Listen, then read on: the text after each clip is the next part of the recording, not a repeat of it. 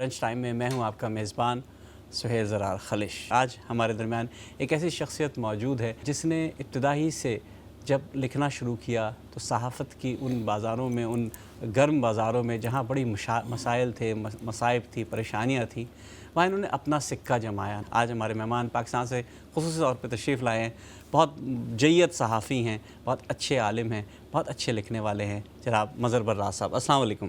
جی وعلیکم السلام۔ جب آپ جس زمانے میں اسٹوڈنٹ تھے، اتنے مجلے نکلا کرتے تھے، اتنی ادبی تنظیمیں تھیں، اتنی آپ صدارت کرتے تھے، اسٹوڈنٹ پالیٹکس بھی تھی، اسٹوڈنٹ ادب اور معاشیات کے حوالے سے بہت سی چیزیں تھیں۔ کیا اب وہ بند ہو گیا ہے، اور وہ ہوا ہے تو کیوں ہوا ہے؟ پاکستان میں اخلاص کی جگہ دولت نے لے لی۔ یہ کام صرف سیاست میں نہیں ہوا، یہ کام صحافت میں بھی ہو گیا، یہ کام تعلیم میں بھی ہو گیا، یہ کام صحت میں بھی ہو گیا۔ کیا عوامی سوچ بھی بدل گئی ہے؟ لوگوں نے بھی کہا چلو اب جیسا چل رہا ہے چلنے دو، اب کیا کریں، ہمیں تو اسی معاشرے میں جینا ہے۔ عوام نے قبول نہیں کیا، برداشت کیا ہے۔ اب برداشت ان کی کب جواب دیتی ہے؟ میرا خیال ہے وہ موسم آ گیا ہے۔ ہمارے یہاں کہ ہر جو سینئر اینکر بن گیا ہے، تبصرہ نگار، سینئر تبصرہ نگار بن گیا ہے، وہ پہلے تو صحافی کی اس کیٹیگری پہ پورا اترتا ہے کہ نہیں اترتا، ہر شخص بیٹھ کے اپنی رائے دے رہا ہوتا ہے۔ دو بڑی غلط باتیں ہیں۔ ایک بات تو سہیل صاحب یہ ہے کہ لوگ ہر ایک کے ساتھ سینئر صحافی لکھ دیتے ہیں۔ میں نے کئی چینل والوں کو کہا، میں نے کہا یار اس کی شکل ہی سینئر بنا لو۔ یہ جو دور گزرا نا پچھلے چار پانچ سال کا دور پاکستان میں، اس میں پاکستان کا سسٹم بے نقاب ہوا ہے، جس میں شرافت میں لبادے میں بڑے بڑے لوگ تھے، سب بے نقاب ہو گئے۔ میں اسی لیے کہہ رہا ہوں کہ شعور زیادہ آ گیا۔ جہاں کہیں بھی آپ نیچرل اپوزیشن ختم کریں گے، وہاں پھر خود رو اپوزیشن پیدا ہو جائے گی۔ یہ جو اینٹی کاکروچ سپرے والی بات کی ہے، میں کہتا ہوں کہ تاریخ نہیں پڑھتے لوگ۔ فرعون اس سے بھی زیادہ اینٹی کاکروچ سپرے کرتا تھا، وہ تو بچے مار دیتا تھا، لیکن وہاں بھی قدرت کا ایک نظام ہے۔ یوم آزادی تو آ جاتا ہے، جشن آزادی بھی ہو جاتا ہے، یہ آزادی اظہار کے بارے میں آپ کیا کہیں گے؟ میں اس کا ایک ہی جواب دوں گا۔ اس مہینے میں قائد اعظم کے 2-3 فرمودات سامنے رکھ لیں، اس پر عمل کریں۔ اظہار رائے کی آزادی کا بھی بتا دیا، اقلیتوں کے حقوق کا بھی بتا دیا، پاکستان کے نظام کا بھی بتا دیا۔ جن لوگوں نے پاکستان بنایا، جن لوگوں نے پاکستان کے لیے کام کیا، ان کی قدر نہیں کی گئی۔ صحیح۔ پاکستان وسائل سے بھرپور ملک ہے، کاش پاکستان کو چلانے والے اچھے ہوتے۔ تو یہی ایک مسئلوں کا حل یہی ہے کہ ہمارے یہاں مستقل بنیاد پر کوئی 38 صوبے بن جائیں، کوئی کہتا ہے 12 صوبے بن جائیں، کوئی کہتا ہے 14 صوبے بن جائیں۔ اب یہ جو انگلینڈ ہے، میں یونائٹڈ کنگڈم کی بات نہیں کر رہا، انگلینڈ جو ہے یہ صوبہ سندھ سے چھوٹا ہے، بالکل بالکل پورا اتنا بڑا ملک ہے۔ یورپ میں چھوٹے چھوٹے ملک ہیں جو ہمارے مختلف تو ڈویژن ہمیں سے اب چھوٹے ہیں۔ صوبے بنانے چاہیے۔ میں تو اس کے حق میں ہوں جی، صوبے بننے چاہیے، اس میں زیادہ ٹیلنٹ آئے گا۔ یہ وقت کس کی رونق پہ خاک ڈال گیا، یہ کون بول رہا تھا خدا کے لہجے میں۔ بے شک۔ بسم اللہ الرحمن الرحیم۔ السلام علیکم ورحمۃ اللہ وبرکاتہ۔ لنچ ٹائم میں میں ہوں آپ کا میزبان سہیل زرار خلش۔ خبر کی دنیا کے دوستو، الحمدللہ آج ہمارے درمیان ایک ایسی شخصیت موجود ہیں جو بہت باخبر ہے، اور خبریں بلکہ ان تک خود پہنچ جاتی ہیں۔ جب کبھی بھی کسی بھی حوالے سے، ملکی غیر ملکی، کسی سیاسی حوالے سے، کسی غیر سیاسی حوالے سے کوئی خبر کی تلاش ہوتی ہے تو ہم اکثر ان کے ولاگز دیکھتے ہیں، ان کے کالم پڑھتے ہیں، ان سے ہمیں وہ خبریں مل جاتی ہیں جو عام حالات میں ہم ڈھونڈتے رہ جاتے ہیں۔ اس کی وجہ یہ ہے کہ انہوں نے ایک اپنی پوری زندگی، ایک طویل عمر اسی کام پہ لگا دی، صحافت سے وابستہ رہے، بنیادی طور پہ شاعر بھی تھے، قلمکار بھی ہیں، الحمدللہ سے شاعری ابھی بھی کرتے ہیں، اور شاعری آج سنیں گے بھی ان سے۔ لیکن زیادہ توجہ جو کچھ ملک کے حالات ہوتے ہیں، عالمی حالات ہوتے ہیں، اس طرف لکھنے میں صرف کرتے ہیں۔ بہت زیادہ ان ہیں ماشاءاللہ، چینلز پہ بھی نظر آتے ہیں، اخباروں کی زینت بھی بنتے ہیں، خبروں کی زینت بھی بنتے ہیں، الحمدللہ خبریں بناتے بھی ہیں اور خبروں کی طرف کام بھی کرتے ہیں۔ آج ہمارے درمیان ایک ایسی شخصیت موجود ہے جس نے ابتدائی سے جب لکھنا شروع کیا تو صحافت کی ان بازاروں میں، ان گرم بازاروں میں جہاں بڑی مسائل تھے، مصائب تھی، پریشانیاں تھیں، وہاں انہوں نے اپنا سکہ جمایا۔ نہ صرف جمایا بلکہ ایک نیا رنگ دکھایا۔ لوگ کہنے لگے کہ چلو مظہر براز کی طرف چلتے ہیں۔ آج ہمارے مہمان پاکستان سے خصوصی طور پہ تشریف لائے ہیں، بہت جید صحافی ہیں، بہت اچھے عالم ہیں، بہت اچھے لکھنے والے ہیں، جناب مظہر براز صاحب، السلام علیکم۔ جی وعلیکم السلام۔ جناب بہت شکریہ، آپ صبح صبح ہمارے آج اس پروگرام میں برنچ ٹائم میں موجود ہیں۔ آپ کیونکہ مجھے اندازہ ہے آپ کی مصروفیت کا، آپ رات کو بھی کہیں نہ کہیں بیپر دیتے رہتے ہیں، بہت بہت شکریہ آپ کی آمد کا۔ بہت شکریہ سہیل صاحب، آپ نے میرے بارے میں بہت کچھ کہہ دیا، حالانکہ ایسی بات نہیں ہے۔ میں تو یہی کہوں گا کہ مجھے آج ایک مصرع ہے، مجھے بے خبر کی خبر ہوئی۔ مجھے بے خبر کی خبر ہوئی، ان سے خبر بھی لیں گے، بات بھی کریں گے۔ آپ کا مزاج تو شاعرانہ تھا، عاشقانہ بھی ضرور رہا ہوگا، ابھی بھی ہوگا، میں اس سے انکار نہیں کرتا۔ ادب سے جڑے ہوئے تھے، شعر کہتے تھے، تو صحافت یہ تو بڑا مشکل کام تھا، طنز اور تشنے، تنقید سب برداشت کرنا ہے، لکھنا ہے، جو چاہ رہا ہوں وہی لکھنا ہے، اور آپ نے ہمیشہ وہی لکھا ہے جو آپ نے چاہا ہے۔ تو اس میدان میں کہاں سے آ گئے آپ؟ ہاں، یہ بڑی زبردست آپ نے بات کی ہے۔ میں پڑھتا تھا گورنمنٹ کالج لاہور میں، تو وہاں کی ایک ادبی فضا ہے۔ بالکل ہے۔ وہاں میں مجلس اقبال کا ممبر تھا، مجلس فیض کا ممبر تھا، پنجابی مجلس کا ممبر تھا، جرنلزم سوسائٹی کا، اور وہاں ایک میوزک سوسائٹی ہوتی تھی اس کا بھی۔ پھر اس کے علاوہ وہاں ڈبیٹنگ کلب تھی، بڑی ایکٹیویٹیز ہوا کرتی تھی۔ تو میں گورنمنٹ کالج لاہور میں، ہمارا ایک گزٹ آتا تھا ویکلی یا 15 روزہ، اس میں بھی لکھتا تھا۔ پھر ہمارا سالانہ جو مجلہ تھا راوی، اس کا میں اسسٹنٹ ایڈیٹر تھا۔ اچھا۔ تو ایسی فضا میں سیاست بھی تھی اسٹوڈنٹس کے حوالے سے، تو سیاست، ادب، صحافت، یہ سارا مل کے مجھے اس طرف لے آئے۔ ہمارے ہاں زیادہ یہ ہوتا تھا خالد صاحب کہ ہمارے اسٹوڈنٹس زیادہ کرتے تھے سی ایس ایس کرتے تھے، سول سروس میں جاتے تھے۔ میرے ابھی بھی بہت سے کلاس میٹ پاکستان میں کہیں کوئی آئی جی لگا ہوا ہے، کوئی فیڈرل سیکرٹری ہے، کوئی صوبائی سیکرٹری ہے، کوئی ڈی آئی جی ہے، مختلف عہدوں پر ہے۔ یہ جو ایف بی آر کے ابھی چیئرمین ہیں، یہ بھی میرے کلاس میٹ تھے، یہ راشد لنگڑیال صاحب پاکستان میں۔ تو میں آزاد رہنا چاہتا تھا۔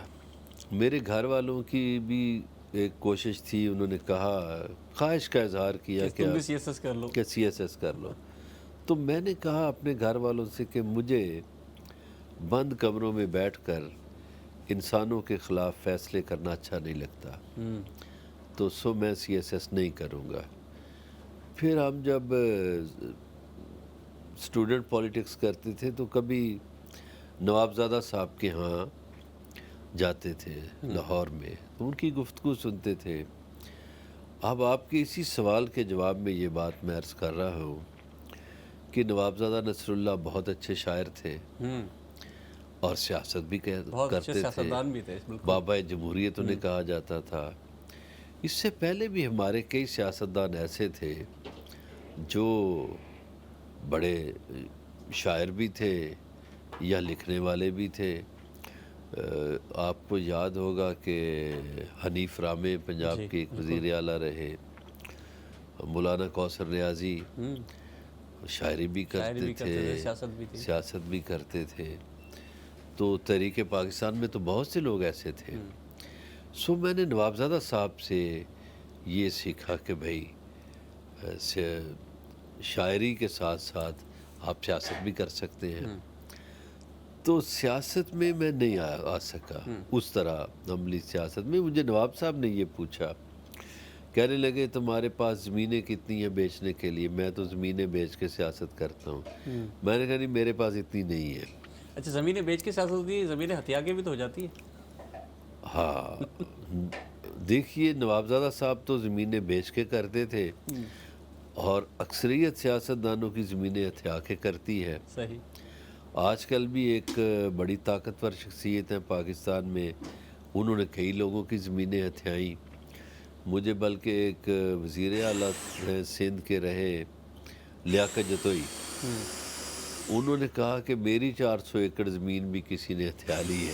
اچھا، سر یہ تو رہتا ہے، سیاست میں تو رہتا ہے. اچھا سر، سیاست، صحافت، شاعری، ادب، اور آپ تو مطلب بہت اچھی طریقے سے آپ CSS پہ بھی جا سکتے تھے. 3-4 صفحے تھیں حکومت کرنے کی، مطلب جو بادشاہ جہانگیر تھے اور ان کے بعد انہوں نے کہا کہ مجھے پڑھانے کی اجازت دے دو، تو انہوں نے کہا اچھا آپ ابھی بھی یہ چاہتے ہیں کہ آپ سیاست کریں اور آپ بادشاہت کریں، تو آپ نے بھی بادشاہت کے لیے صحافت کو چن لیا.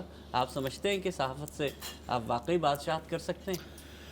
مجھے نواب صاحب نے یہ بات کہی جب زمینیں بیچنے کی بات ہوئی نا، میں نے کہا جی وہ نہیں. پھر انہوں نے مجھے کہا کہ تم ایسا کرو کہ تم اس راستے پہ آ جاؤ تاکہ لوگوں کی اصلاح کر سکو، خدمت کر سکو، اور اس راستے سے کبھی سیاست میں آنا ہوا تو آ جانا.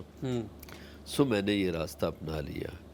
اب جب میں صحافت میں آیا تو سہیل صاحب، شاید بہت کم لوگ ایسے ہوں جنہوں نے یہ بات کی ہو، اپنے اللہ سے عہد کیا ہو اور دعا کی ہو.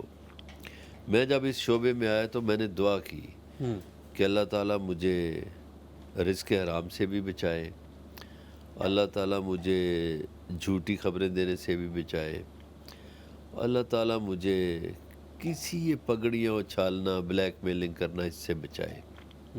تو میں نے ایک کوشش کی ہے کہ خدمت کی صحافت کروں اور اسی ڈگر پہ چلنا ہوں.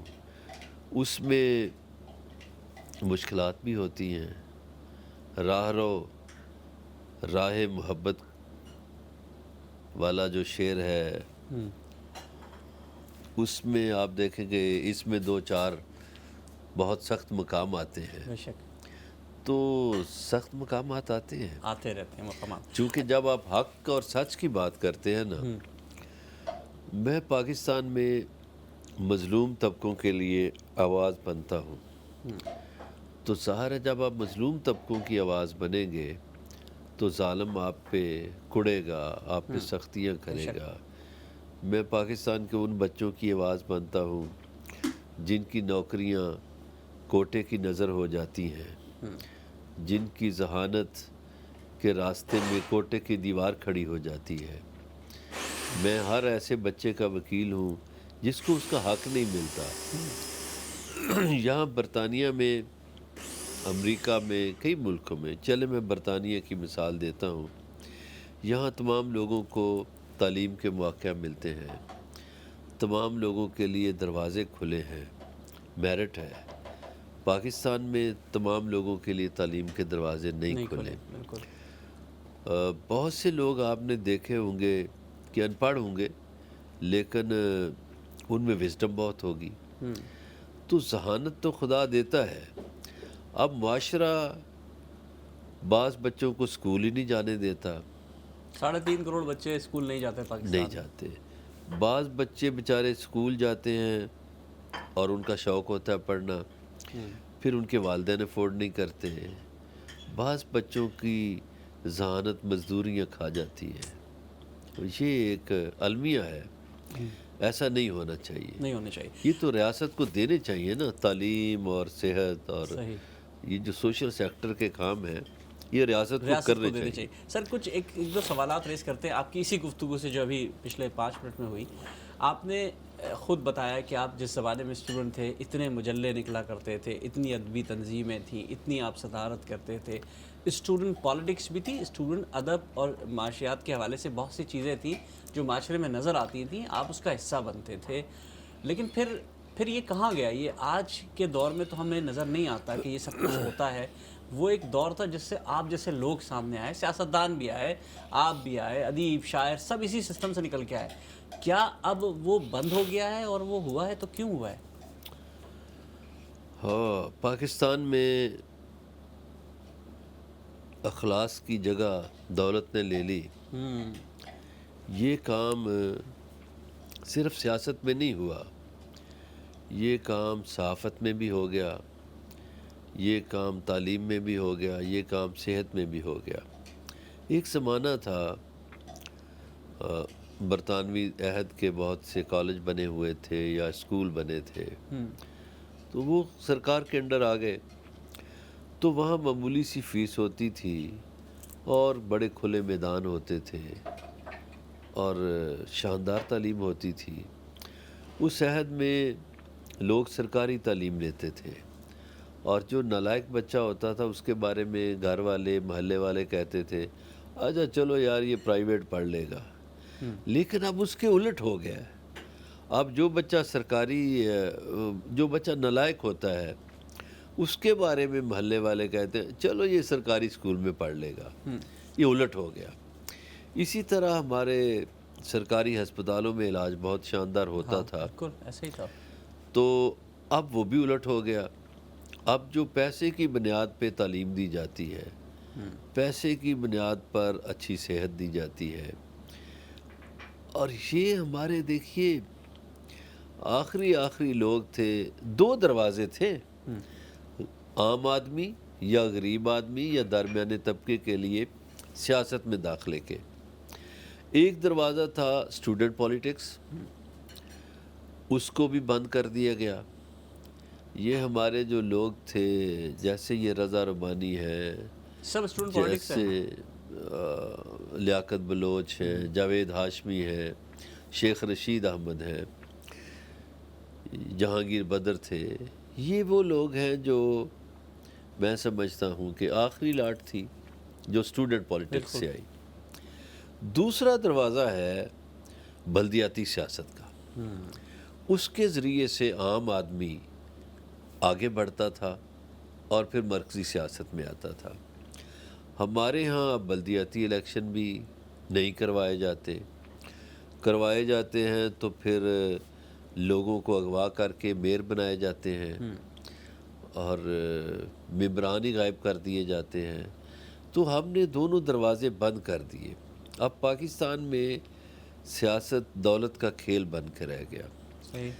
پاکستان میں جو حکمران طبقہ ہے وہ دولت سے سوچتا ہے، دولت سے دیکھتا ہے، اور ہمہ وقت دولت ہی کی باتیں کرتا ہے۔ ٹھیک ہے سر، تو کیا ایسا لگتا ہے کہ یہ ایک عمومی رویہ ہوتا ہے نا، عوامی سوچ ہوتی ہے، کیا عوامی سوچ بھی بدل گئی ہے؟ لوگوں نے بھی کہا چلو اب جیسا چل رہا ہے چلنے دو، اب کیا کریں، ہمیں تو اسی معاشرے میں جینا ہے، زندہ رہنا ہے، سانس لینا ہے، اسی طرف بڑھنا ہے، اور عوام نے اب طے کر لیا کہ اب جیسا چل رہا ہے، جو چل رہا ہے اسی کے حساب سے چلتے چلیے، سیاست ہو، صحافت ہو، معیشت ہو، کھیل ہو، اور دوسری ادب ہو، جو کچھ ہو، ایسا ہو گیا، عوام نے قبول کر لیا؟ عوام نے قبول نہیں کیا، برداشت کیا ہے۔ اچھا۔ تو اب برداشت ان کی کب جواب دیتی ہے؟ میرا خیال ہے وہ موسم آ گیا ہے کہ ان کی برداشت اب جواب دے گئی ہے۔ اچھا، وہ یا پیشنگوئی کر رہے ہیں یا خبر دے رہے ہیں؟ لوٹ مار برداشت کرتے رہے، اچھا، وہ ظلم بھی برداشت کرتے رہے، اب برداشت میرا خیال ہے جواب دیتی جا رہی جواب ہے۔ دے گئی برداشت۔ ہاں۔ سر یہ جو سوشل میڈیا آیا، ایک تو چلے ہمارا الیکٹرانک میڈیا تھا، ہم نے دیکھا کہ 2000 کی ابتدائی دہائی میں ایک بہت سٹرانگ الیکٹرانک میڈیا آیا، بہت سے لوگ سامنے آئے جو کل تک بالکل لکھتے تھے ہلکا پھلکا، وہ بھی سامنے آ گئے اور ایک تیزی سے آئے۔ پھر ان کا زوال بھی ہم نے دیکھا، اسی میڈیا میں بیٹھ کے دیکھا کہ صحافت بھی ایک دوسرے پہ کیچڑ اچھال رہی ہے، بلکہ بہت سے صحافی بھی اس کی زد میں آئے۔ یہ سوشل میڈیا نے کیا ایک اور نیا انقلاب لے آئی؟ سوشل میڈیا بڑی زبردست چیز ہے۔ بہت سے جو قصے کہانیاں تھے ان کو بے نقاب انہوں نے کر دیا، اور سوشل میڈیا کے آنے سے سچ جو ہے نا کہیں نہ کہیں سے نظر آپ کو آ جاتا ہے، وہ چھپتا نہیں ہے، اور میں سمجھتا ہوں کہ یہ بڑی انقلابی چیز ہے۔ اس میں ٹیلنٹ بھی کھول کر سامنے آیا ہے۔ ضروری نہیں کہ ہم بری باتوں کی طرف جائیں، بہت سی چیزیں جو ہمارا الیکٹرانک میڈیا یا ہمارا جو پریس تھا وہ بیان نہیں کرتا تھا، اس کو سوشل میڈیا سامنے لے آیا۔ سوشل میڈیا نے سیاسی بیداری میں بڑا کردار ادا کیا ہے، سماجی بیداری میں بڑا کردار ادا کیا ہے، اور سوشل میڈیا نے لوگوں کو شعور دینے میں کردار ادا کیا ہے۔ صحیح جی صحیح۔ اچھا سر، خبر اور رائے کے درمیان ایک حد ہونی چاہیے میری سمجھ سے، لیکن ہمارے کیونکہ ہر جو سینئر اینکر بن گیا ہے، تبصرہ نگار سینئر تبصرہ نگار بن گیا ہے، وہ پہلے تو صحافی کی اس کیٹیگری پہ پورا اترتا ہے کہ نہیں اترتا، ہر شخص بیٹھ کے اپنی رائے دے رہا ہوتا ہے، اس کو آپ کیسے دیکھتے ہیں؟ مطلب ایک خبر ہوتی ہے، ایک خبر دینا ایک کام ہے، رائے دینا ایک الگ کام ہے، تو اس میں کیسے ڈفرینشیٹ کریں گے، کیسے فرق کریں اور کہاں تک کریں، کیسے کریں، کچھ سمجھ ہی نہیں آ رہا۔ ہمارے ہاں دو بڑی غلط باتیں ہیں۔ ایک بات تو سہیل صاحب یہ ہے کہ لوگ ہر ایک کے ساتھ سینئر صحافی لکھ دیتے ہیں۔ میں نے کئی چینل والوں کو کہا کئی جگہوں پہ، وہ میں نے کہا یار اس کی شکل ہی سینئر بنا لو، کوئی صحیح بات پینٹ ہے۔ شیڈ کر کے اس کے کوئی بال کہیں سے سفید کر لو یا کوئی چکر چلا لو۔ ایک لڑکا آتا ہے یا لڑکی آتی ہے تو اس کو 2 مہینے ہوتے ہیں میڈیا میں آئے ہوئے، اور آپ اس کے ساتھ سینئر صحافی لکھ دیتے ہیں۔ مجھے اس بات کی سمجھ نہیں آتی، اختلاف ہے مجھے۔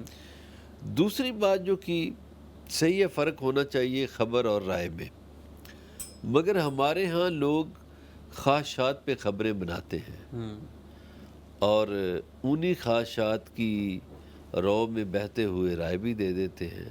ٹھیک ہے، رائے دینا آپ کا حق ہے، آپ اچھی رائے دیں، بری رائے دیں۔ ایک یہ ہمارے دونوں کے سامنے پانی کا گلاس پڑا ہے، ہم اس پہ رائے دے سکتے ہیں کہ پانی پہلے پینا چاہیے، نہیں پینا چاہیے، مگر پانی تو ہے، یہ خبر ہے کہ گلاس پانی کا ہے، اور ہمیں خواہش کے مطابق تو نہیں خبر بنانی چاہیے۔ لیکن سر خواہشات دوسروں کی بھی تو پریشرائز کرتی ہے نا، پھر آپ کیا کریں گے؟ کوئی آ رہا ہے کہہ رہا ہے نہیں یہی خبر بننی ہے، تو پھر کیا کریں؟ اب آپ اس کو جتنی مرضی زنجیریں ڈال لیں، یہ جو ابھی آپ نے ذکر کیا نا سوشل میڈیا کا، وہ کہیں نہ کہیں سے سچ سامنے آ جاتا ہے۔ اب بہت سے صحافی دوائیاں بیچنا شروع ہو گئے ہیں، میں کیا کہہ سکتا ہوں، اس کا مطلب ہے ان کی صحافت بے نقاب ہو گئی ہے نا، تو وہ اب دوائیوں والے حکیم بن گئے ہیں، اب ہم کیا کہہ سکتے ہیں۔ صحیح۔ وہ یہ جو دور گزرا نا پچھلے 4-5 سال کا دور پاکستان میں، اس میں پاکستان کا سسٹم بے نقاب ہوا ہے، جس میں شرافت میں لبادے میں بڑے بڑے لوگ تھے، سب بے نقاب ہو گئے۔ کوئی 150-200 صحافی بے نقاب ہو گئے کہ وہ تو اصل میں کچھ اور تھے، صحافت نہیں کرتے تھے، تو لوگ نہیں اب ان کو سنتے، لوگ ان کو پڑھتے نہیں۔ تو میں اسی لیے کہہ رہا ہوں کہ شعور زیادہ آ گیا۔ یہ جو جین زی ہے نا، اس میں یہ پاکستان میں ہے بھی زیادہ۔ آپ دیکھیں کہ سری لنکا میں 25% یوتھ تھی، جب وہاں بہت کچھ الٹ پلٹ ہو گیا۔ نیپال میں 20% تھی، تو وہاں انہوں نے اپنے چور چکے حکمرانوں کا خاتمہ کیا۔ بنگلہ دیش میں 30% یوتھ تھی، اور انڈیا میں 44% ہے، پاکستان میں 65% ہے۔ لیکن سر ہمارے کاکروچ اسپرے بڑا اسٹرانگ ہے، سنا ہے۔ اب میں بتاتا ہوں، جہاں کہیں بھی آپ نیچرل اپوزیشن ختم کریں گے، وہاں پھر خود رو اپوزیشن پیدا ہو جائے گی۔ اس کی مثال میں بنگلہ دیش سے دیتا ہوں۔ ٹھیک۔ حسینہ واجد نے اپنے سیاسی مخالفین کو پھانسیاں لگا دی، بہت سو کو جیلوں میں ڈال دیا، کچھ بیچارے بیرون ملک آ گئے۔ تو حسینہ واجد جتنا ظلم کر سکتی تھی اس نے کیا۔ صحیح۔ اب اس کا کیا ہوا؟ نیچرل اپوزیشن ختم ہو گئی، تو کیا ہوا کہ خود رو اپوزیشن ڈھاکہ یونیورسٹی سے پیدا ہوئی، اور ایسی زبردست پیدا ہوئی کہ حسینہ کو بھاگنا پڑا۔ یہ نقصان ہوتا ہے نا جب آپ اپنے مخالفین کو ختم کرتے ہیں۔ تو یہ جو اینٹی کاکروچ سپرے والی بات کی ہے، میں کہتا ہوں کہ تاریخ نہیں پڑھتے لوگ۔ اچھا۔ فرعون اس سے بھی زیادہ اینٹی کاکروچ سپرے کرتا تھا، وہ تو بچے مار دیتا تھا۔ صحیح۔ یہاں تو پھر بھی بچے جوان ہیں، تو وہ تو پیدا ہونے سے ہوتے ہی مار پیدا ہوتے ہی مار دیتا تھا۔ صحیح بات ہے۔ لیکن وہاں بھی قدرت نے قدرت کا ایک نظام ہے۔ آپ نے، میں پاکستان کے 2-3 علاقوں کی مثال دیتا ہوں۔ ابھی کشمیر میں آپ نے نیچرل اپوزیشن ختم کی، آپ نے ایک شخص انوار الحق کو وزیر اعظم بنایا، پی ٹی آئی کو توڑ تاڑ کے اس کے منحرف اراکین اکٹھے کیے، اس باسکٹ میں ڈال دیے، اسی ٹوکری میں آپ نے نون لیگ کے انڈے بھی ڈال دیے، اسی میں پیپلز پارٹی کے انڈے بھی ڈال دیے، اپوزیشن ختم ہو گئی۔ صحیح۔ جب آپ نے نیچرل اپوزیشن ختم کی تو خود رو اپوزیشن کون سی آ گئی؟ جوائنٹ ایکشن کمیٹی، بالکل آ گئی، جو سیاست کرتے ہی نہیں تھے وہ آگے سیاست میں۔ آپ نے کراچی میں جو اپوزیشن ہے وہ ختم کی، تو پھر وہاں کیا ہوا؟ پھر وہاں اسلحے کا تماشا ہو گیا، دولت کی بولیاں لگی، زور زبردستی ہوئی، دھاندلی ہوئی، ظلم ہوا، زیادتی ہوئی۔ تو معاملات کو سیدھے چلنے دینا چاہیے۔ اب پاکستان میں جو آندھی چلے گی وہ بڑی خوفناک ہوگی، اس میں چراغ نہیں جلیں گے، بہت سے لوگ بجھ جائیں گے۔ جو ابھی کہہ رہے ہیں نا کہ بڑا سخت جی سپرے ہے، فلاں ہے فلاں ہے، میرا خیال ہے پاکستان میں لوگ موروثی سیاست سے بھی تنگ ہیں، جاگیرداروں سے بھی تنگ ہیں، وڈیروں سے تنگ ہیں۔ اب انہیں راستہ نہیں مل رہا تھا، راستہ مل گیا ہے۔ لیکن سر منتشر قوم ہے نا، ہم یکجہتی تو ہے نہیں، تعصبات، لسانیت، صوبائیت، مذہبیت، یہ سب بھی تو ہمارے یہاں ایک ایسے عناصر ہیں جو قوم کو بانٹا ہوا ہے، ہم جڑے ہوئے تو ہیں نہیں، تو وہ کیسے جڑ رہے ہیں؟ ہاں سہیل صاحب، بڑے زبردست آپ نے بات کی ہے۔ یہ ساری چیزیں ہمارے ہاں حکمرانوں نے پیدا کی، اچھا، طاقتور حکمرانوں نے پیدا کی، لیکن ہم سے برے حالات چائنا کے تھے۔ چائنا والے تو مشہور تھے کہ یہ بھنگی ہیں، بھنگ پی کے پڑے رہتے ہیں۔ ہم تو بھنگی نہیں ہیں، ہم میں یہ دیواریں کھڑی کی گئیں، لسانیت کی، فرقوں کی، صوبائی تعصب کی، ذات برادری کی، جی اس کو بڑھاوا دیا گیا۔ صحیح۔ اور کیوں بڑھاوا ہوا؟ آپ کے ہاں غیر جماعتی الیکشن ہوئے، اس میں برادریزم بہت آیا۔ آپ کے ہاں بلدیاتی الیکشن کا نہ ہونا بھی اس کا ایک سبب ہے کہ وڈیرا جو ہے وہ تو ادھر ہی قائم بیٹھا ہوا ہے۔ وڈیرا ایم این اے بن جاتا ہے نا، کونسلر تو کسی کو بننے نہیں دیتا، بلدیاتی الیکشن ہی نہیں کرواتا۔ صحیح۔ تو یہ ایک مافیا کا راج ہے، لیکن پاکستانی مافیا کا بت جو ہے وہ بکھرنے والا ہے، ٹوٹنے والا ہے۔ اس کی میں کچھ وجوہات ہیں جس کی بنیاد پر یہ باتیں کر اچھا، رہا ہوں۔ آپ کی وجوہات اور یہ بت ٹوٹنے والی بات، ہم ایک چھوٹے سے بریک پہ جائیں گے۔ سر آپ بات کر رہے تھے کہ جو ہم کاکروچ اسپرے اور اس پر بات ہو رہی تھی، تو آپ نے بہت سی چیزیں کہیں، مطلب ہم نے یہ یاد ہے، ہم کوئی پرانی بات نہیں کہ لوگوں کو کہتے سنا ہے کہ کرسی بہت مضبوط ہے، مکے لہراتے سنا ہے، مجھے کوئی نہیں اٹھا سکتا، میں کہیں نہیں جا سکتا۔ پھر ہم نے وہ تاریخ بدلتے دیکھی ہے۔ تاریخ میں تو بہت کچھ نظر آتا ہے، لیکن ہم اپنے ملک کی بات کریں تو ایسا دیکھا ہے۔ تو آپ کو بھی ایسا لگتا ہے کہ ایسا ہی ہے، ایسا ہو سکتا ہے؟ نہیں، تاریخی حوالے ہمیں ساتھ دینے چاہیے۔ دیکھیے اللہ تعالیٰ کی ذات بہت بڑی ہے۔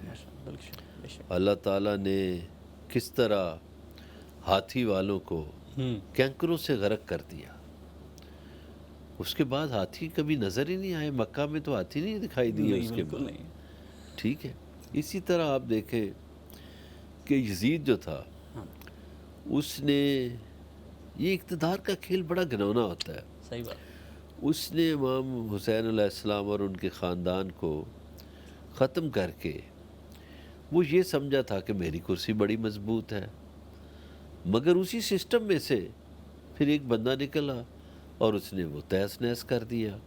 تو کتنا اقتدار رہا؟ 2-2.5 سال، 3 سال، بس، اس سے زیادہ تو نہیں۔ تو یہاں جو لوگ مضبوط کرسیوں کی کہتے تھے، بلکہ افتخار عارف صاحب کا شعر ہے غالباً، یہ وقت کس کی رونق پہ خاک ڈال گیا، یہ کون بول رہا تھا خدا کے لہجے میں۔ تو یہاں تو آپ کو پتہ ہے پاکستان میں بندے ہی اغوا کر لیے جاتے تھے۔ 77 میں کیا ہوا تھا؟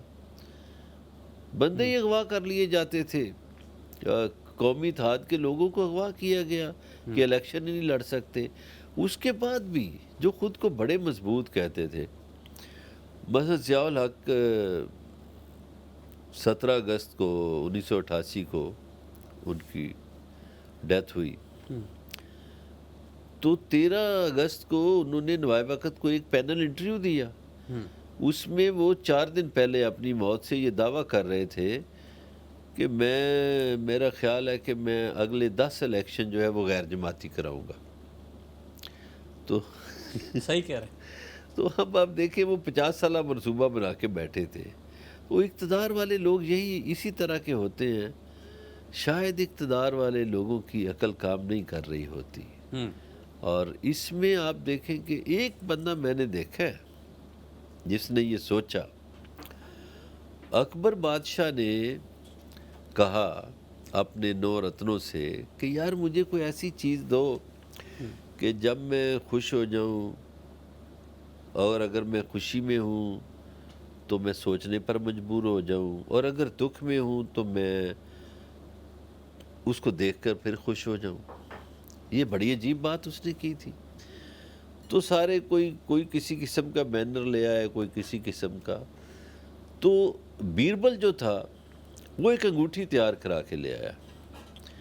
اس انگوٹھی پہ صرف یہ لکھا تھا یہ وقت گزر جائے گا. تو جب وہ دکھی ہوتا تھا اکبر تو یوں دیکھتا تھا، ہاں یہ وقت گزر جائے گا. تو وہ کہتا تھا بس ٹھیک ہے، دکھ ختم ہو جائے گا، خوشی آ جائے گی. لیکن جب وہ بہت خوش ہوتا تھا پھر بھی نظر ڈالتا تھا تو کہتا ہو یہ خوشی تو مستقل نہیں رہنی یار، یہ وقت گزر جائے گا. تو وہ ایک جملہ جو تھا اس کو یہ احساس دلاتا رہتا تھا کہ بھئی یہ وقت سدا نہیں رہنا. بر صغیر میں سب سے زیادہ حکومت اس نے کی ہے، 51 برس حکومت کی. تو لیکن اس میں یہ احساس رہا. اب ہمارے ہاں جو حکمران آتے ہیں ان کو احساس ہی نہیں رہتا، وہ کہتے نہیں. اور پھر طاقت کے نشے میں لوگوں کو کچلنا، لوگوں کے حقوق کو کچلنا، ظلم زیادتی کرنا، یہ انصاف کے تقاضوں پر پورا نہیں اترتا. ٹھیک ہے سر. بہت اچھا مہینہ اگست کا مہینہ چل رہا ہے، یوم آزادی کا مہینہ ہے. اس میں ہم بہت بھرپور طریقے سے کئی سالوں سے، ہم کئی دہائیوں سے دیکھ رہے ہیں کہ مستقل ہم اس پہ جوش و جذبے کے ساتھ اس کو مناتے ہیں. منانا بھی چاہیے، ضرور ہے. آزادی، یوم آزادی تو آ جاتا ہے، جشن آزادی بھی ہو جاتا ہے. یہ آزادی اظہار کیا چیز ہوتی ہے؟ اور آزادی اظہار اب ہمارے یہاں ہے؟ عدم برداشت کے رویوں کا کچھ پرچار ہو رہا ہے، کچھ ہے؟ آزادی اظہار کے بارے میں آپ کیا کہیں گے؟ میں سہیل صاحب چاہوں گا کہ آپ کا وقت بہت بچے. میں اس کا ایک ہی جواب دوں گا کہ اس مہینے میں قائد اعظم کے 2-3 فرمودات سامنے رکھ لیں، اس پر عمل کریں. قائد اعظم نے ایک جملے میں پورا نظام بیان کر دیا ہے. اظہار رائے کی آزادی کا بھی بتا دیا، اقلیتوں کے حقوق کا بھی بتا دیا، پاکستان کے نظام کا بھی بتا دیا. تو قائد اعظم کے 2-3 فرمودات ہیں، ان کو قوم پڑھے اور تجدید عہد کرے. یہاں مسئلہ یہ ہوا کہ جن لوگوں نے پاکستان بنایا، جن لوگوں نے پاکستان کے لیے کام کیا، ان کی قدر نہیں کی گئی. صحیح. ان کی اولادوں کی بھی قدر نہیں کی گئی. وہ قدر ہونی چاہیے. آپ تجدید عہد کریں. پاکستان کا نظام ٹھیک ہے، پاکستان میں وسائل بہت ہیں، پاکستان وسائل سے بھرپور ملک ہے. کاش پاکستان کو چلانے والے اچھے ہوتے. پاکستان کا مسئلہ یہ ہے کہ پاکستان کو چلانے والے اچھے نہیں ہیں. ٹھیک سر، ایک کال بھی ہے، کال لیتے ہیں، کالر سے بات کرتے ہیں. جی السلام علیکم. السلام علیکم سر، کیسے ہیں؟ ٹھیک ٹھاک ہے. وعلیکم السلام. جی کون صاحب بات کریں؟ وہی جنجوا بات کر رہا ہوں جی، گجرانوالہ سے. جی جنجوا صاحب بتائیے کیا پوچھیں گے؟ سر جی ہم صحافی برادری، ہمارے لیڈر سب بہت بھاشن دیتے ہیں، لیکن تھوڑی سی ایک ریکویسٹ ہے. ہلو جی جی بولیے بولیے. ہلو بولیے، آپ کی آواز آ رہی ہے. آپ کی کال شاید ڈراپ ہو گئی. آپ کال کر لیں، آپ کال کر لیں دوبارہ، آپ دوبارہ کال کر سکتے ہیں. مظہر صاحب موجود ہے. یہ تو اس وقت ہمارے لیے تو بابائے صحافت یہی موجود ہے، یہ جواب یہی دیں گے، ہم نہیں دیں گے جواب اس کا. نہیں حاضر جواب دیں گے. سر وہ سوال جس طرح سے پوچھنا چاہ رہے تھے، میں ابھی بارہ سے کال لے لوں گا، لیکن آپ کچھ بات کہہ رہے تھے. جی وہ جتنا انہوں نے سوال کیا کہ بھاشن بہت دیتے ہیں، ہاں اسی پر جواب ہو جانا تو چاہیے. اسی پہ میں جواب دیتا ہوں. پہلی بات یہ ہے، دو باتیں ہیں، قول اور اس کے بعد عمل، فعل. تو انسان کو اپنے جو بھی اس کا قول ہو اس کو فعل میں بدلنا چاہیے، صحیح. عمل کرنا چاہیے. کردار کی بڑی بات ہے. یہ درست ہے ان کی بات کہ بھاشن بہت دیتے ہیں لیکن عمل نہیں کرتے. عمل کرنا جی چاہیے. کال آ گئی، پورا جی. سوال لے لیتے ہیں. جی السلام علیکم. وعلیکم السلام سر، جنجو بڑی صاحب معذرت، فرمائیے. کال کٹ گئی تھی. میں صرف یہ کہنا چاہتا ہوں ہماری جو عوام ہے نا وہ پریکٹیکل کچھ نہیں کرتی. ہمارے حکمران سب بہت کچھ کہتے ہیں، بڑے بیان دیتے ہیں، ہم خود بڑا کہتے ہیں جی ایسا کرو ایسا کرو، لیکن ہمیں نا پریکٹیکل کچھ بھی نہیں ہے. میں اتنے بھاشن دوں گا جی میں بڑا نیک ہوں، ایسے کرنا چاہیے، لیکن قسم کھا کے کہتا ہوں پریکٹیکل زیرو. اور باہر آ کے پتا چلتا ہے کہ یار پریکٹیکل ہی سارا کچھ ہے. انصاف ہے، برکت ہے، انصاف ہے، سکون ہے. یہاں دیکھیں ہندو بھی رہتا ہے، مسلمان بھی رہتا ہے، ہر مذہب کے لوگ رہتے ہیں، صحیح. لیکن برکت ہے. کیوں ہے؟ وہ انصاف دینے والا یہ نہیں دیکھتا کہ یار آپ مسلمان ہو یا غیر مذہب ہو، وہ صرف انصاف کرتا ہے. ہم اپنے ملک میں انصاف نہیں کرتے سر جی، پریکٹیکل ہم زیرو ہیں.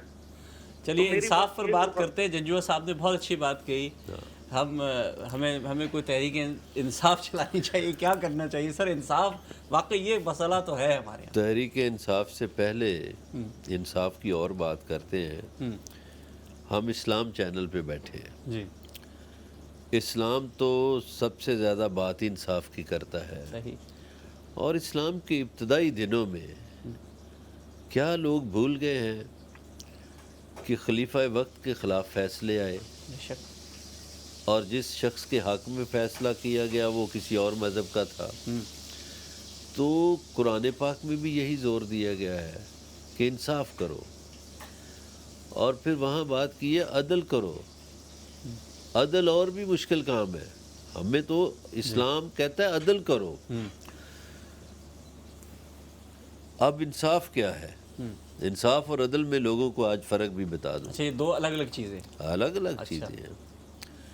انصاف یہ ہے کہ 10 گرانے ہیں، 10 کو ایک ایک بوری گندم کی دے دو. لیکن عدل یہ نہیں ہے. عدل اور ہے. عدل کہتا ہے اس گرانے کے افراد 3 ہیں، اس گرانے کے افراد 12 ہیں، تو 3 بندوں کو بھی آپ ایک بوری دے رہے ہیں، 12 بندوں کو بھی ایک بوری دے رہے ہیں. تو یہ عدل نہیں ہے.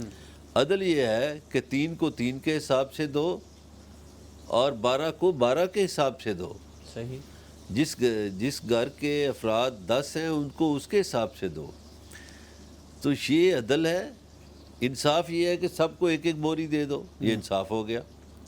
عدل یہ ہے کہ نہیں بھائی اس کے گھر کے افراد تو 18 ہیں تو ان کو 18 کے حساب سے دو، اور اس کے گھر کے افراد 5 ہیں ان کو 5 کے حساب سے دو. زیادہ کیوں دیتے ہو؟ صحیح. صحیح. تو ہمارے ہاں تو اسلام تو عدل پہ زور دیتا ہے. نہ ہمارے عدل و انصاف کے بات ہو ہی نہیں رہی مطلب. نہیں، نہ ہمارے یہاں انصاف، ہمارے یہاں عدل تو ہوا ہی نہیں تو انصاف بھی نہیں ہوا. دونوں چیزیں نہیں ہوئی. ہمیں جانا چاہیے. بات جنجوا صاحب کی درست ہے کہ جن معاشروں میں عدل قائم ہوتا ہے وہ قائم رہتے ہیں. یہ حضرت علی علیہ السلام کا فرمان بھی ہے کہ معاشرہ بے شک کفر پر ہو لیکن اگر عدل ہو رہا ہے تو وہ قائم رہے گا. تو سر اس کا مطلب ہے کہ ہم دوش عدلیہ کو دیں گے یا صحافت کو دیں گے یا سیاست کو دیں گے؟ کہاں جائیں گے؟ سب سے بڑا دوش عدلیہ کو. ساری خرابیوں کی جڑ عدلیہ ہے.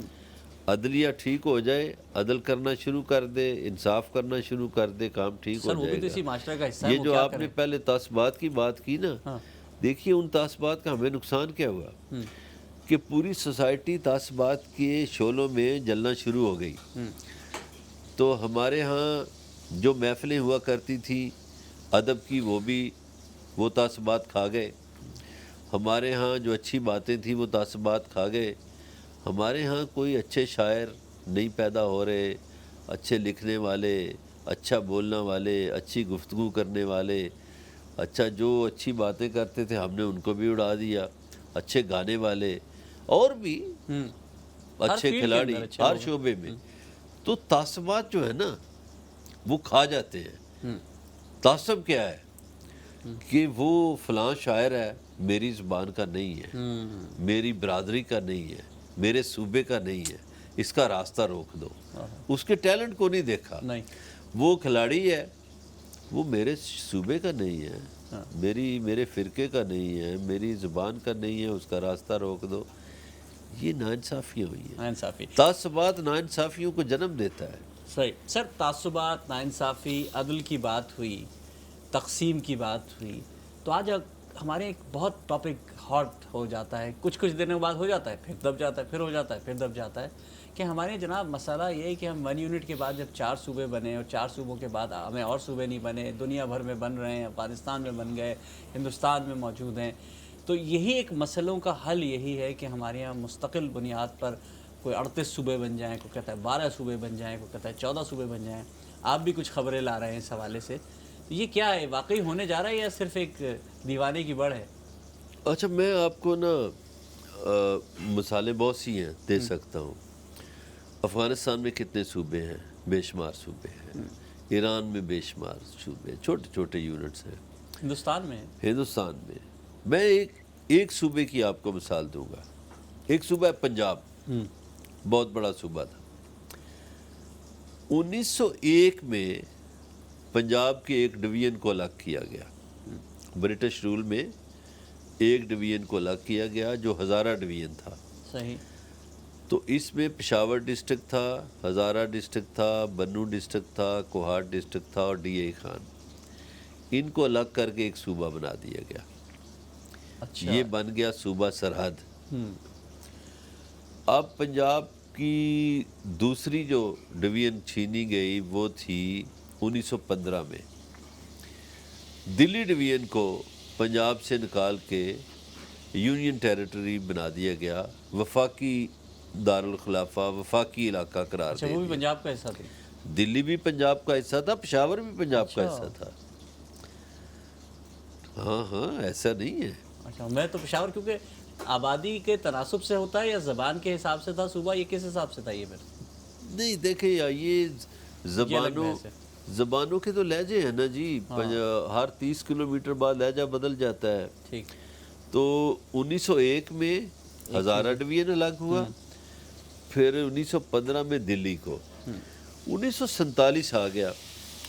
1947 میں 3 ڈویژن پاکستان کو دے دیے گئے، 17 اضلاع. پنڈی ڈویژن، لاہور ڈویژن اور ملتان ڈویژن. لاہور کے 2 ڈسٹرکٹ جو تھے امرتسر اور گرداسپور وہ انڈیا کو دے دیے تھے. تو جو انڈین پنجاب کو گئے وہ 2 ڈویژن تھے، جلندھر اور امبالہ. اب 13 اضلاع ان کے پاس گئے. 17 اضلاع ہمارے پاس آئے، 13 اضلاع انڈیا کے پاس چلے گئے. 1966 میں انہوں نے ان 13 اضلاع کو بھی انڈیا نے اس طرح تقسیم کیا کہ انہوں نے 2 صوبے اور بنائے. ایک ہریانہ بنایا جس میں یہ بالا وغیرہ سب شامل ہیں. ایک انہوں نے بنایا ہرماچل پردیش. ہرماچل میں یہ شملہ جو ہے ہرماچل میں ہے، دھرم شالہ. ہرماچل پردیش کا دارالخلافہ گرمیوں میں شملہ ہوتا ہے 6 مہینے اور سردیوں میں دھرم شالہ ہوتا ہے. پنجاب اور ہریانہ کا دارالحکومت ایک ہی ہے، چندی گڑھ. ایک شہر بنایا چندی گڑھ جی، اس کو 2 صوبوں کا دارالخلافہ بنا دیا. اور ادھر جو پاک پتن کے سامنے جو ایریا تھا پنجاب کا وہ انہوں نے راجستھان کو دے دیا. اب انہوں نے 13 اضلاع میں سے سمجھ لیں 4 صوبے بنا دیے اور ہمارے 17 اضلاع تھے وہیں کا وہیں پنجاب ہے. چھوٹے یونٹس بننے چاہیے. اور یہ جو زیادہ تعصبات ہیں، جو صوبائی تعصب ہے خاص طور پر، یہ اسی وجہ سے ہے. اور جو چوروں کی حکمرانی ہے وہ بھی اسی وجہ سے قائم ہے. مافیاز کی بھی اسی وجہ سے قائم ہے. سر حکمرانی میں وسعت بھی تو ہو جائے گی، جب زیادہ صوبے بن جائیں گے تو زیادہ اقتدار ملے گا، زیادہ اسمبلیز ہیں، زیادہ سارے ہاؤسز ہیں، سارا ہاں میں بتاتا ہوں نا زیادہ کیسے. پاکستان میں اس وقت دو پارٹیاں جو ہیں، میں تو اس الیکشن کو خیر الیکشن نہیں مانتا جس کی بنیاد پر وہ اقتدار میں آئی ہیں اس وقت. آپ مجھے بتائیں کراچی الگ صوبہ بن جائے، حیدرآباد، تو پھر کراچی پہ ان کا ختم ہو جائے گی حکمرانی جو حکومت کر رہے ہیں. اسی طرح پنجاب جو ہے اٹک سے لے کر رحیم یار خان تک ہے، تو وہ پھر ان کی حکمرانی نہیں رہے گی جو کرتے ہیں. تو چھوٹے صوبے بنیں گے تو پھر اس صوبے میں جو لوگ زیادہ ہوں گے ان کی حکمرانی ہوگی. چھوٹے صوبوں کے بڑے فائدے ہیں. ہاں بالکل. ایک تو بہت سی قیادت سامنے آئے گی، بالکل اچھے سیاستدان سامنے آئیں گے. جیسے انڈیا میں آپ دیکھیں اتنی ریاستیں بننے کے بعد کیجریوال آ گیا، بھگونت مان آ گیا، ابھی ساؤتھ میں ایک وہ اداکار جو آ گیا. ہاں پنجاب میں دیکھیں جو ان کے آئے ہوا جو چیف منسٹر ہے وہ کتنا زبردست ہے، وہ کتنا کام کر رہا ہے. اچھا چھوٹے یونٹس کو سنبھالنا بھی ایزی ہے، اس پہ پھر توجہ زیادہ دے گا. اب یہ جو بات محسن نقوی نے کی ہے یہ درست ہے بات. محسن نقوی کو خود بھی تجربہ رہا، وہ پنجاب کا وزیر اعلیٰ رہا، تو اس نے دیکھا کہ اٹک سے لے کر رحیم یار خان صادقہ بات تک اتنا بڑا علاقہ ہے. اب یہ جو انگلینڈ ہے، میں یونائٹڈ کنگڈم کی بات نہیں کرتا، انگلینڈ جو ہے یہ صوبہ سندھ سے چھوٹا ہے. بالکل بالکل پورا اتنا بڑا ملک ہے. یورپ میں چھوٹے چھوٹے ملک ہیں جو ہمارے مختلف تو ڈویژن سے ہمیں چھوٹے اب صوبے بنانے چاہیے. میں تو اس کے حق میں ہوں جی، صوبے بننے چاہیے، اس میں زیادہ ٹیلنٹ آئے گا. اور یہ جو کوٹے چھوٹے والی بدماشی ہے یہ سب ختم ہو جائے گی. لیکن سر ایک سوال اٹھتا ہے نا مختلف حوالوں سے، میں کسی کا نام نہیں لیتا، کسی علاقے کا بھی نام نہیں لیتا، لیکن وہ کہتے ہیں ہمارا صوبہ تقسیم مطلب ہماری زمین تقسیم ہمارے لیے تو مرسوں والی سچویشن ہو جائے گی. ہم کیا کریں گے سر؟ ہمیں تو یہ سمجھ نہیں آتا نا کہ وہ کہتے ہیں نہیں ہم تو نہیں تقسیم ہونے دے سکتے، اس لیے کہ ہماری زبان ایک ہے، ہمارا ہے، ہم حکومت کرتے ہیں. ایون پنجاب میں چلے جائیں مختلف لہجے ہیں پنجابی کے، سرائیکی ہے، پوٹوہاری ہے، درمیانی پنجاب ہے. تو یہ تو پھر مصیبت ہو جائے گی. تو ہم لسانی بنیاد پہ تقسیم کریں گے یا ایڈمنسٹریٹولی کریں گے، کیا کریں گے؟ اب جس صوبے کا آپ نے حوالہ، میں نے آپ کو پہلے پنجاب کی تقسیم کا بتایا کہ کس طرح تقسیم ہوئی. 1901 میں ہوئی، 1915 میں، 1947 میں، 1966 میں انڈین پنجاب کی تقسیم ہوئی. آپ جو سندھ کی بات کی ہے تو سندھ میں صرف سندھی بولنے والے تو نہیں ہیں.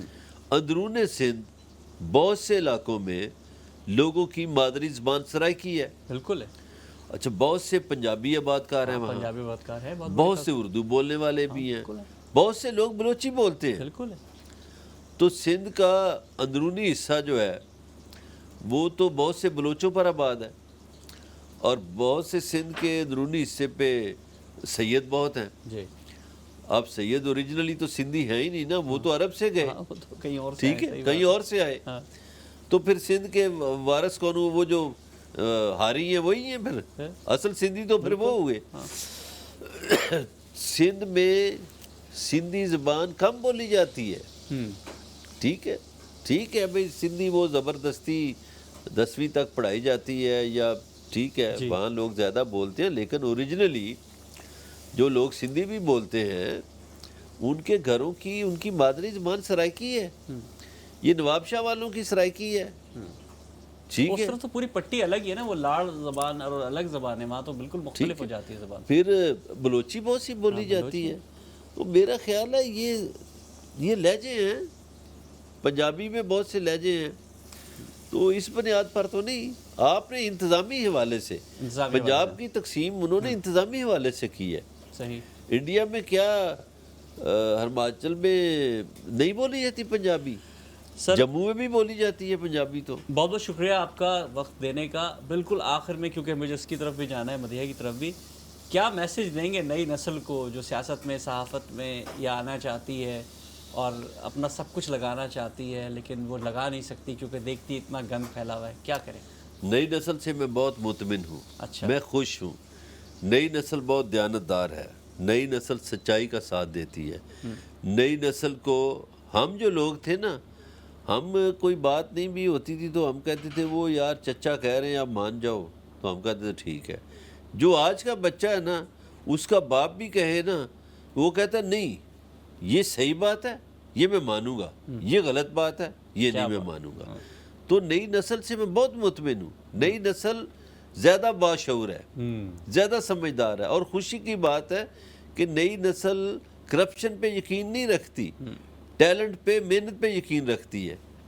اور میں ان کو یہی پیغام دوں گا کہ یہ جو آپ کی سوچ ہے، آپ صحیح سوچ ہے، اسی پہ قائم رہے، دیانتداری پہ، محنت پہ، میرٹ پہ، انصاف پہ قائم رہے، صحیح غلط بات نہ مانے۔ سر بہت شکریہ، آپ نے بہت اچھا، میں نے بہت کچھ سیکھا، بہت کچھ سمجھنے کی کوشش کی۔ وقت کی قلت ہے، لیکن جو ملکی حالات ہیں، جو کچھ انہوں نے جنزی کے حوالے سے کہا، جو کچھ انہوں نے نئی سوچ اور نئی اپروچ کے حوالے سے کہا، امید کے حوالے سے کہا، میں سمجھتا ہوں کہ ہمارے لیے مشعل راہ ہے یہ چیز، کہ اگر ہم اس پر عمل کریں، جو کچھ صوبائیت، لسانیت، عصبیت، اس کو ایک طرف رکھ کر صرف اور صرف ملک کے بارے میں سوچیں، یہی جشن آزادی کا پیغام بھی ہے۔ اپنا بہت خیال رکھیے گا، اگلے ہفتے پھر آپ سے ملاقات ہوگی۔ السلام علیکم ورحمۃ اللہ وبرکاتہ۔